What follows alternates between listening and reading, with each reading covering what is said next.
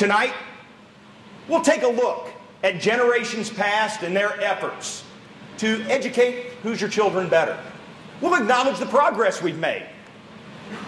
We'll identify the challenges facing this generation of Hoosier children and educators. Monday, August 23rd, Dr. Tony Bennett, the Indiana Superintendent of Public Instruction, delivered his first State of the Education address at Creston Middle School. As we examine our state and our nation's decade-long quest to provide equal educational opportunities for all students, ladies and gentlemen, it's clear to me that education isn't just the civil rights issue of our generation.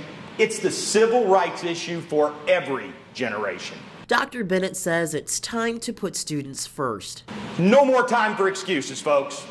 The stakes are too high to put the desires of adults in front of the needs of our children.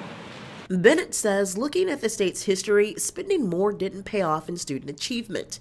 He says in the 1970s, Indiana doubled school funding, but student achievement stayed stagnant. He says today money is tight, but students are showing some of the biggest improvements in state history. For example, we increased high school graduation rates by 3.7% last year. Have another example. We've increased participation in dual credit and advanced placement coursework. He says part of what's making a difference in the classroom, the adoption of Common Core state standards. Now, these standards serve as a guideline for our success, and make no mistake, it'll be up to our great educators to decide how to best deliver the instruction. To aid teachers in their planning, the Department of Education has developed new tools to help teachers scope and sequence instruction in order that students have the necessary skills to master these standards. He says another key to the success is new teacher licensing rules, which requires educators to master the subjects they teach and makes it easier for career changers to enter the teaching profession. Bennett says these are great first steps, but he says it's time to hold schools accountable in a fair and transparent way. To increase transparency, we are changing the names of those unclear state accountability categories. Those names like academic probation, academic progress, academic watch, and we're changing those names to grade schools just like we grade Indiana's children, A through F. Everyone knows what a letter grade means. Bennett sees this new system as a way to recognize great schools and allow parents to demand more from schools that are failing. He talked to each of the 10 school corporations that are at the lowest achieving level in the state. Numbers like 60% or 75% were used by administrators to describe the percentage of ineffective teachers in those schools.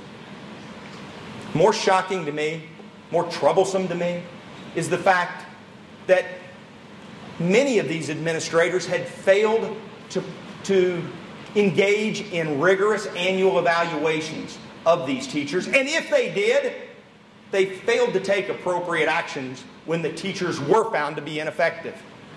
My duty as superintendent is to recommend any and all steps that are necessary to turn around these low-performing schools for these students. As for the future of education in Indiana, Bennett points to the state's growth model. One, it provides a framework for a fair and rigorous system of annual teacher and administrator evaluations. Two, it enables us to implement performance-based decision-making inside our schools and school corporations.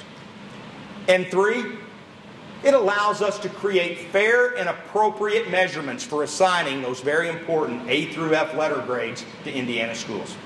Dr. Bennett says no more status quo. He says it's time to close the door on the flow of 23,000 students who drop out of Indiana schools a year and close the academic gap between minority and white students. Children shouldn't be forced to conform to the environment at the school they are supposed to attend based on their zip code. We must make sure all families, no matter of their address, their income level, or their skin color, have great options for their children. The superintendent says holding schools, teachers, parents, and students accountable will make a positive difference in the way children are educated in Indiana. We're going to put students first because students first is the right thing to do. And by having the courage to do what's right instead of what might be safe or polite or popular, you know what we're going to do?